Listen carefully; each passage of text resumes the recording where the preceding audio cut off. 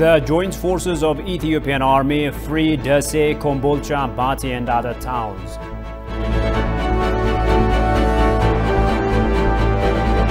And a legal expert accuses the TPLF of committing grave human rights violations.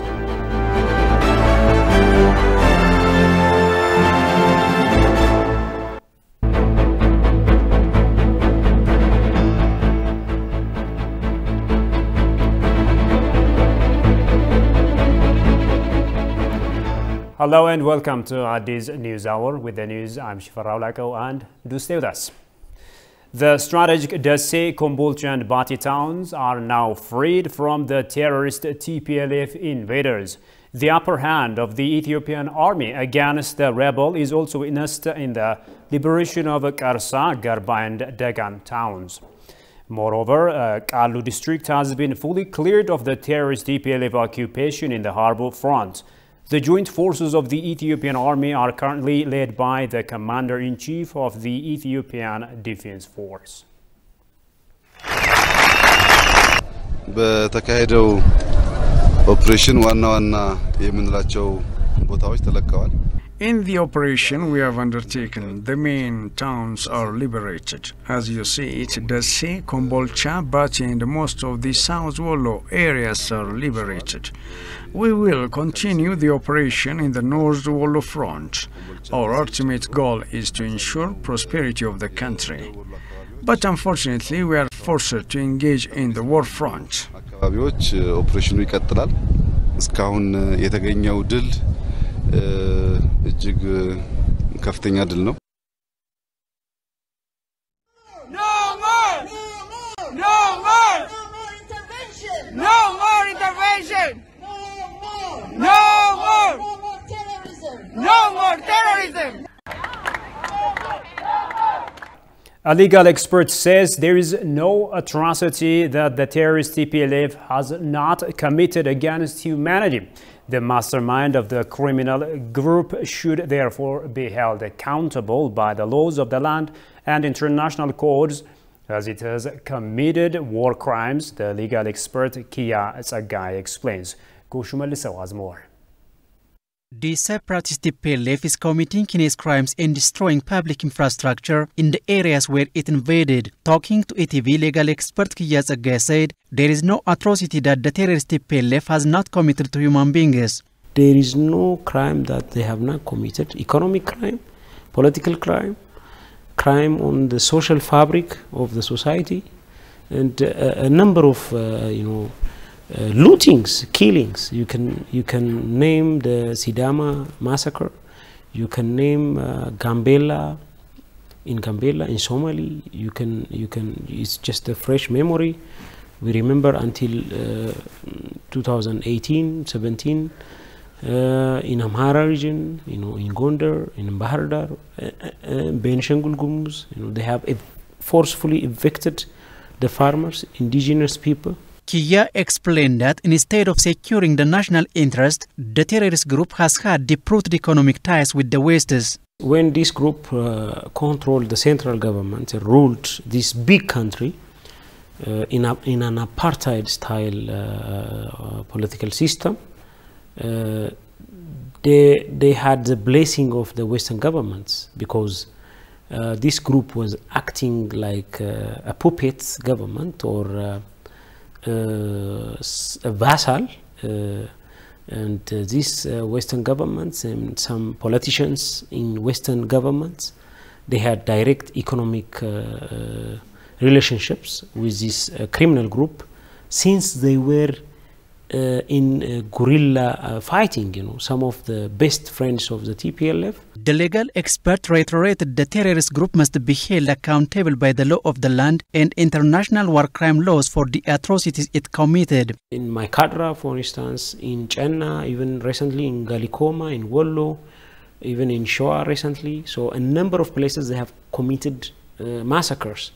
They have committed also the sexual violence, So rape, they have used also, as I said, civilians. You cannot use civilians during wartime. This is under the Rome Statute, which established the International Criminal Court. It is considered war crime, international war crime. So even the ICC, International Criminal Court, one of the jurisdictions it has is to see matters of war crime. So even in addition to the Ethiopian criminal law, even the international criminal law makes this as an international crime. In line with the law enforcement operation, there should be rehabilitation and build-up for victims to help them get out of trauma, the scholar noted. The African Growth and Opportunity Act, AGOA, has been benefiting Ethiopia, but it was not the only option to export its products in the U.S. market. This remark was made by an Ethiopian economist, Demis Chanalo, in an exclusive interview with ETV English. On the other hand, the chair of the board of the American Apparel and Footwear Association dubs delisting of Ethiopia from AGOA a huge mistake. Jerusalem Batia reports. Ethiopia has been one of the main beneficiaries of the African Growth and Opportunity Act, AGOA, and the development of many manufacturing industries, particularly in the textile, apparel, and leather industries. These industries are the major labor-intensive industries in the manufacturing industry, which employs over 200,000 direct jobs and over 1 million indirect jobs, generating about 230 million USD.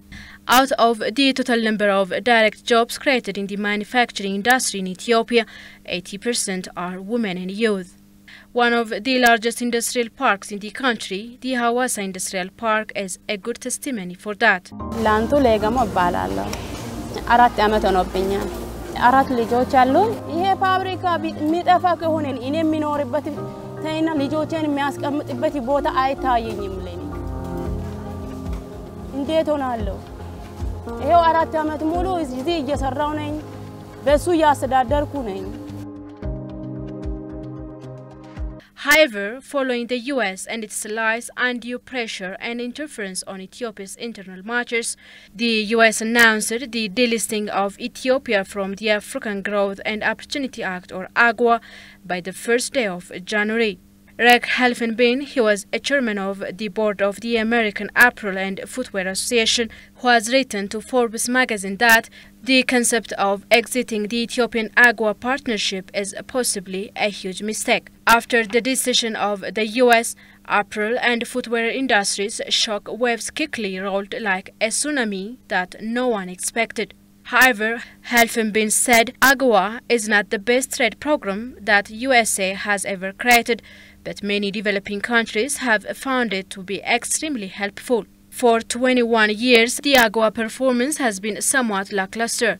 This year's trade volume shows little growth from the very first year that the program was created back in 2001. One explanation is that the program is approximately divided between 55% energy and 45% non-energy sectors. In energy, there is not much duty savings, so oil is shipping to the USA because it is cheap, not because of AGOA, Helfenbein noted. Similarly, an Ethiopian agricultural economist, Demis Chanalo, argues that it was not the only option to export its commodities in the US market. AGOA was there for the last 20 years, okay? And the amount we exported to the US by 2019 was 577. I have the figure exactly, but around there. You can get it. This is the statistics from the Department of Commerce, US Department of Commerce. Okay? We exported to China about 580. Out of the 570 something USD, the share of the AGOA was about 42%. That means the export that we are sending to the US is not all under AGOA. I'm saying this because I want to make one major statement about these initiatives. We were trading with China without such kind of arrangement, and we're still coming close to what we are sending to the US. Okay. What is the difference again? For example, from the 42% that about 230 something million that we exported and received from the US, okay? 93% was for garments, apparels, and about 4% with leather and leather products, which is about 90-something%. Now, 51% of what we were sending to the Chinese by 2019 was sesame seed. It's an agriculture product. Salit, okay, we call it salit. And followed by leather. In fact, next to Italy, China is the next largest buyer of our leather. On the other hand, China has increased its unconditional spending and attention to Africa.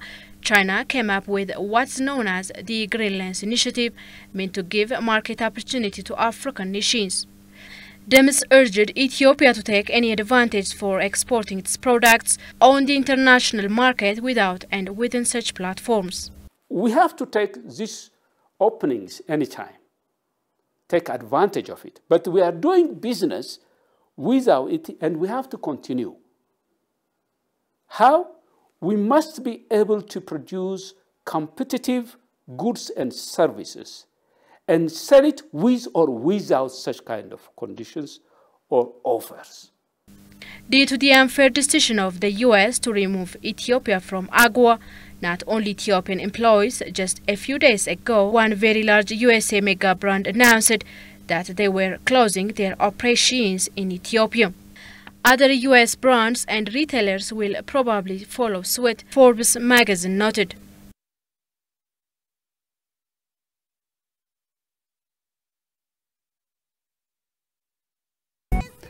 Welcome back, and finally, Ethiopia is a pride of all Africans as well as that of the Black across the globe for its outstanding role in fighting and demolishing white aggression and white supremacy during colonialism. Talking to ETV, Ebitu Larmbert, an activist and politician in Uganda, said Ethiopia is showing the right direction to the rest of Africans in the fight against imperialism. Habtamu Ashagri has that story. After the ongoing political turmoil in Ethiopia, some foreign countries are pressurizing the nation in a bid to secure their national interest in various ways. Some super foreign powers are also trying to undertake a proxy war by supporting the TPLF mafias and ignoring all devilish actors in Ethiopia. Talking to TV, Ebitu Larmbert, who is activist and politician in Uganda, said Ethiopia is fighting the neoliberalism and imperialism thought. You look at Ethiopia and its resources, and you expound it to Africa, and you see the African caste. And I can promise you, there is something revolutionary about Ethiopia. If Ethiopia succeeds in this war, if Ethiopia remains independent, if Ethiopia does not divide, if somehow Ethiopia wins this war, I want to see Ethiopia win this war. It's not an Ethiopian war. I've said this before. It's an African war. If Ethiopia wins it, we win it. But Ethiopia, incidentally, cannot win it on its own. The West was able to take down Gaddafi because, for me, in my own perspective, you can talk about all the mistakes of Gaddafi. You can talk about his weaknesses. We all have weaknesses. After the hashtag No More campaign across the globe, various African states are joining the media campaign to show their support to Ethiopia. Where are you thinking? My relationship with the US, my relationship with the West, our relationship with the East, with China, must be based on the interests of our people, must be based on the interests of Africans. And I thought, from a micro perspective of Ethiopia. Throughout the African history, Ethiopia plays pivotal role to speak about the rest of African nations, he underlined. During colonial period, many African countries have been struggling and liberated themselves from colonizers by exemplifying Ethiopia, a bit to remarked. When we talked about Ethiopia, where something glorious was mentioned of an achievement by an African nation. So I have that history. So I felt proud. I always felt Ethiopia gives us as Africans a sense of pride. And of course, that was back at school. And over the years, with my passion on Pan-Africanism, I have taken more time to study not just Ethiopia, but our continent as Africa. And I appreciate the significance of Ethiopia to Africa and to the black man as a race. Recently, some foreign countries are deep-eared against atrocities, human rights violations, mass looting, with aggression among other devilish acts committed by TPLF. Now Ethiopia is fighting African war against some Western superpowers. And now a quick reminder of the top stories. The joint forces of the Ethiopian army free Dese, Kombolcha, Bati and other towns.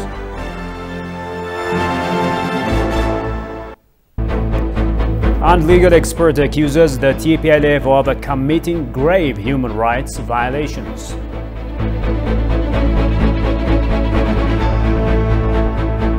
And that is it in this news edition of Addis Dialogue. Many thanks for watching us.